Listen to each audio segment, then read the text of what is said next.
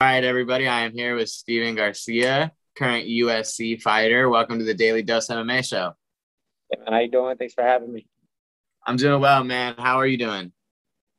I'm doing good, man. Just got home. It's a Sunday, so doing errands, and I'm just happy to be home. Hopefully, we do some meal preps and different stuff, and just relax.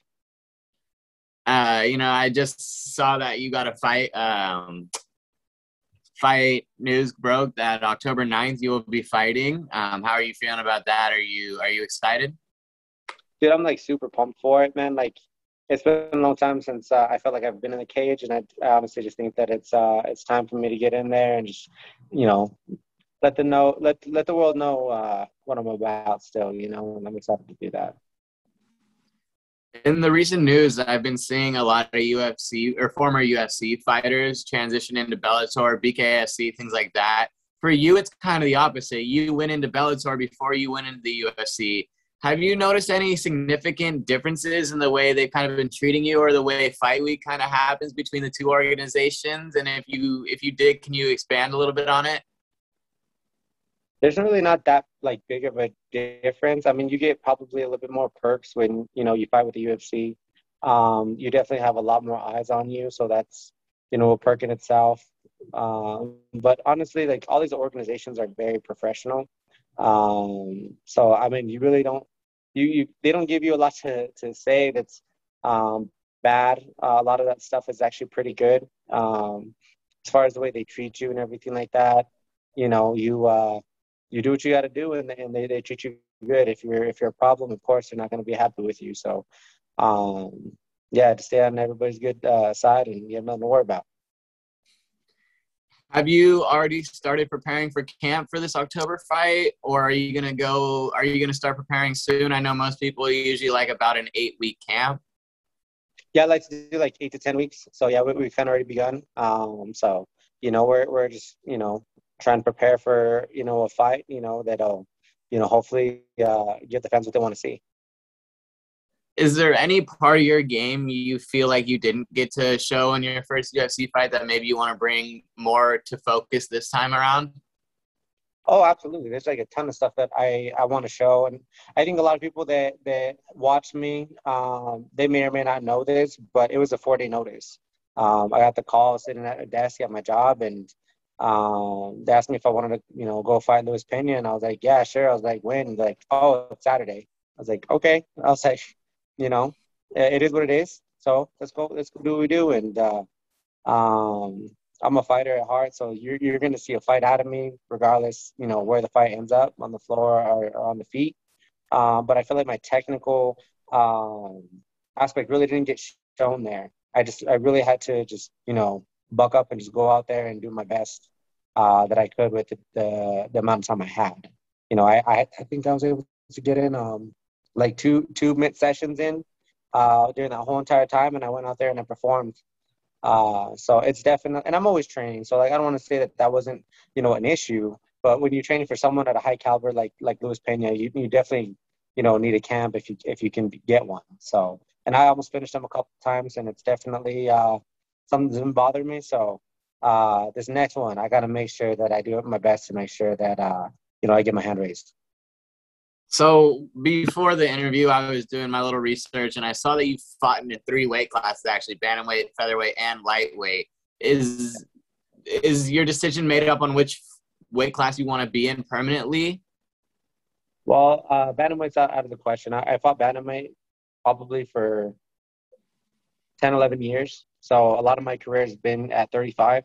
As you get older, things change, but I've had some health situation kind of arise in the last couple of years. It's really been giving me some problems. And I fought 45, here and there just to kind of make catch weights and different, things on, my opponent's side. But now this is kind of something that's really been, on my mind. It's been a decision that me and my team had to make for my health personally to do it safely. And so now we're at 55, definitely for a little bit, and we're gonna see how I perform, how things go, and if not, like we'll see what we got to do and maybe make some drastic measures and go down to 45 again. Your first crack at the UFC, you were on Dana White's Contender Series. You got a first round knockout, and you still didn't secure the contract. At that point, did you kind of start doubting yourself that maybe this isn't the journey that you were supposed to take, or did it motivate you even more to say, I'm this close to getting to the UFC, I need to break through? Well, I got, obviously the whole situation happened in the Contender Series. I was able to beat the guy. But they were like very, very happy with my performance. And they told me that, like, you know what, we can't give you the contract, for the reasons. And so I was offered a couple different fights prior to my Pena fight. Unfortunately, I wasn't able to accept them in the UFC. And timing just everything, man. So luckily, we were able to get this one with Penny and brought us in. But they definitely they liked what they saw, so they offered me a couple different last minute replacements for a UFC event. So it definitely kept my hopes alive. It definitely motivated me, and I was able to just stay the course and do what I got to do. And for you, your record currently, you're sitting at 11-4. 11 of those, or sorry, not 11. 8 of those 11 wins are by knockout.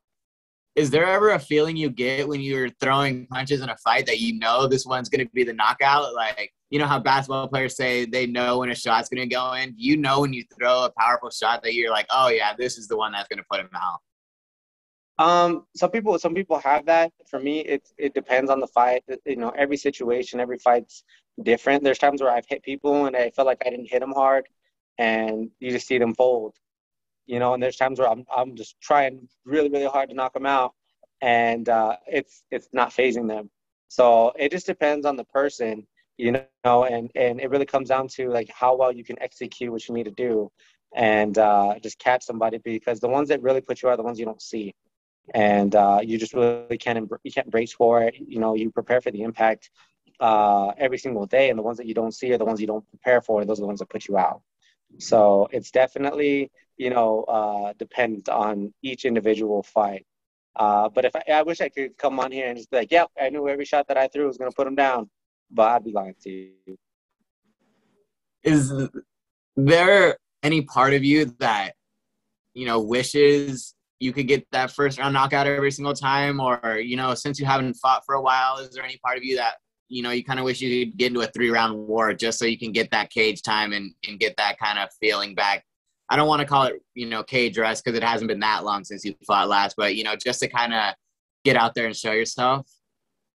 They don't pay me by the hour, man. So let's just get out of there if we can, with our hand raised and injury free, and just plan for the next one. I've done my share of fights where they've gone. I've had a couple 5-round fights. I've had a couple 3-round fights.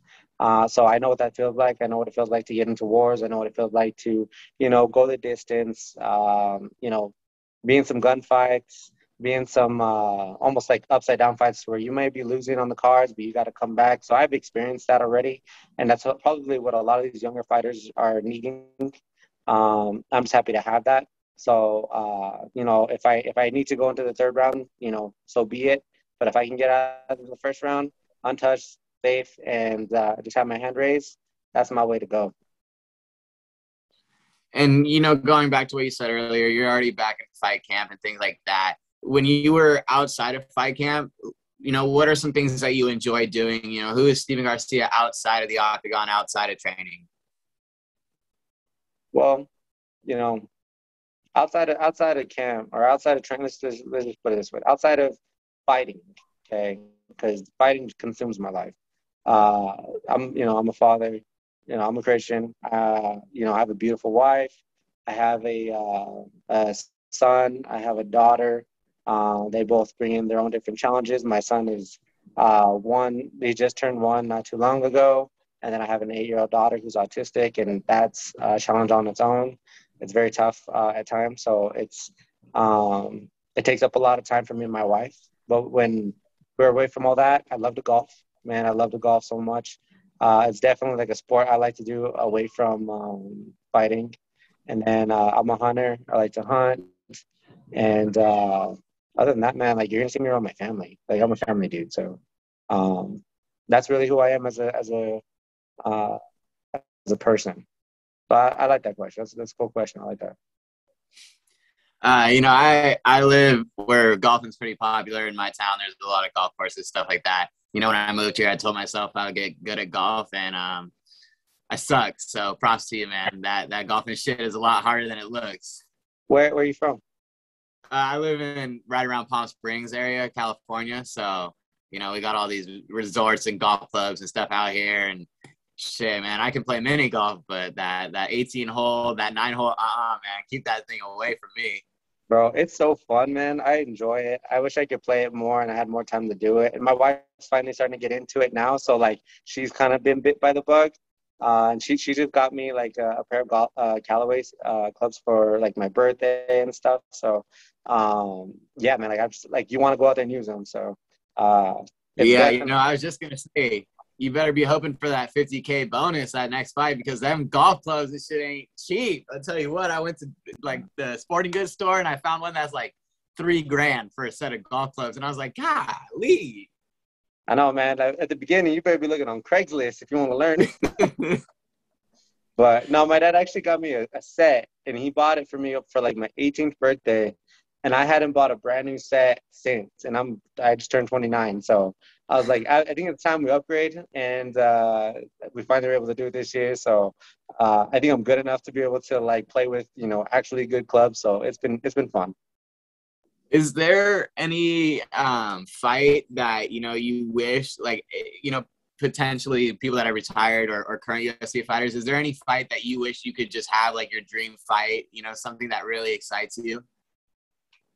You know what, man? I like honestly, like I've always compared myself to all the guys that are in your weight class or whatever the case is. So, you always match up like, man, I think I could do well against this guy or whatever the case is. And at the end of the day, man, like you got to feel like you can beat everybody. I don't have a dream matchup. I don't like, I think that, I think there's some cool ones out there. You know what I mean? But I've trained with a lot of people, and the MMA community just kind of gets close. They're kind of small, and you just get to know everybody. And so like it's almost better not to be friends with everybody. You know what I mean? So that like you don't have to worry about it, because it sucks finding friends, man, or people that you know or you train with, and that's not fun. So I've never really had a dream fight, and I hope that like I don't have to really fight my friends or people I've trained with. So that's kind of one of those situations. And for the lightweight division who might be watching this, is there anything you want to let them know that they should be worried about when they see you fighting? Oh no, they're gonna see that. I don't need to say a whole lot. Like my fighting's gonna speak volumes louder than my mouth ever will. And so I'm just like, just watch, just turn on the channel, look at where I'm at in the lineup, and just keep an eye on me. If you really care, just keep an eye on me, and then just tune in and watch, and you're gonna see. You're gonna see exactly what I bring to the table, and there's gonna be plenty more to come. So I believe that like that's actually the case, and I'll let them decide, what they want to think about me or not. I know what I think about myself. So let's just go out there, let's knock some guys out, get me on the map, and then just line them up. So what is Stephen Garcia's Mystic Mac prediction for October 9th? Mystic Mac prediction, huh? Well, the Mystic Mac prediction is that I get my hand raised. That's it. Like it's like at all costs, it's gonna happen. I'm not gonna say a whole lot about him, because it's kind of hard. He's coming down from a higher weight class, and I'm coming up from a lower weight class. So it's gonna be interesting. So I'm doing everything to prepare for maybe the size difference and for all these different things. So if it goes on the ground, I'm gonna be ready on the ground. If he wants to stay striking, I'm like, hey, I'm here. Like I'm game. So I'm excited to see what's gonna happen. But I'm not leaving that cage till I get my hand raised. So at the end of the day, that's all that matters. That's all that counts. And I'm gonna do everything to make sure that happens. So when your name is next to the 50K check that you're about to get October 9th, what is that first purchase going to look like? What are you thinking of buying next? Man, like there's so many different things that I can buy. I always got to type my check, man. Like I just make sure I do that. Like I'm blessed because I'm able to do this, and I think that like You know, I got to honor God in that sense. So I do that. And then everything else is just bound to follow. Me and my wife will probably sit down, see what we need to do. It might be, you know, buy another car, because right now we just kind of working with one car. My wife works from home, so we only really need one. So we might get a car, or at this point, you know, we might look, you know, for more help for my daughter. It just there's different things that we can do, and we'll just see. You know, we'll just see. But um, we just got to get ready for the next one. Money's awesome, and it's gonna be there, and I'm gonna make it. But I just, in order to keep making it, I got to keep winning. So I'm gonna be in the gym, and that's where I'm gonna, you know, put a lot of my focus and attention in. In a perfect world, what would you like to see after this fight? You know, say, no, hopefully no injuries. You know, you got a few nicks and bruises. You know, but what would a perfect, rest of the year, maybe going into 2022, look like for you? I like to get one maybe November, December before 2022. That'd be my perfect situation. I feel like I've taken off enough time already. So, you know, I'll get this one in October, you know, November, late November, you know, early December. I'll be able to have my Christmas, and then maybe look for something again, maybe in February or March or something like that. But I can't get that far ahead of myself. You know, like I said, as long as injuries are not an issue, you know, I'll talk to my management team and my coaches and see if we can maybe get another one, maybe in, you know, that time frame. All right, man. Well, I do appreciate your time for you being here today. If there's anything else you'd like to say, maybe, plug your social medias real quick. The floor is yours. Oh yeah, absolutely, man. One, thank you for having me on your show, dude. That's cool, man. Like, I'm always open to do stuff like this. So just, you know, hit me up. I'm always game. And then if you guys want to, you know, follow me, I'm always on my Instagram, which is Mean Machine 505. And then you can hit me up on Facebook if you like to. That's just Steve Garcia, and you'll know it's me. My dad has one too, and sometimes it's like our picture where me and him are in it, but you know, you'll see my actual fight picture, and that's me. So. Yeah, come check me out. Uh, and that's pretty much it, man. Shout out to all my coaches, Jackson Wink, and you know, my family. So love you guys, and you know, you tune in. Stay ready, because it's gonna be good. It's gonna be good. Well, man, again, thank you for your time. Hopefully we'll get you back on after that win in October. You know, we're making some merch, so hopefully that'll be done by the time, hopefully we can get a good friendship going in between here and the show, and we get you some merch or something like that. Yeah, man. Yeah, let's do it.